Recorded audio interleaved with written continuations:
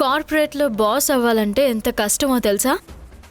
అప్పుడెప్పుడో పొద్దున్నే 5 o'clockకి లేస్తాము. లేచిన వెంటనే గ్రూప్లో ఏమైనా అప్డేట్స్ ఉన్నాయా చెక్ చేస్తాము. చెక్ చేసి వాటికి రిప్లై ఇస్తాం.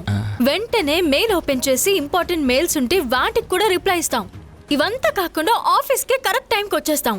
నిన్న ఒక టాస్క్ ఇచ్చాను, దాని గురించి ఒక ఇంపార్టెంట్ మీటింగ్ పెడతాం. అందరూ వచ్చేస్తారు, కానీ ఆ టాస్క్ ఎవరు చేయాలో వాడు రాడు. సిక్ లీవ్లు, ట్రాఫిక్ అని కబుర్లో చెప్తాడు. ఇదంతా విని క్లయింట్ ఎక్కడ పారిపోతాడో అని టెన్షన్ పడుతుంటాం.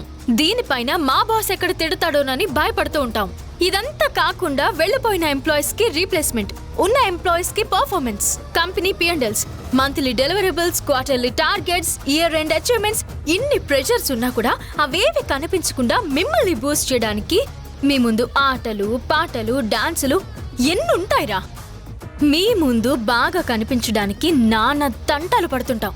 ఇదంతా సరిపోక ఈ కార్పొరేట్ ఆఫీసులో కొంతమంది ఉంటారు, వాళ్ళు ఎందుకున్నారో వాళ్ళకే తెలీదు. మౌస్ పోయింది, కంప్యూటర్లో డిస్ప్లే పోయింది, పార్కింగ్ లాట్ లో పెన్ డ్రైవ్ పోయింది అంటూ చంపుకు తింటారు. వేరే లెవెల్ ఆఫీసు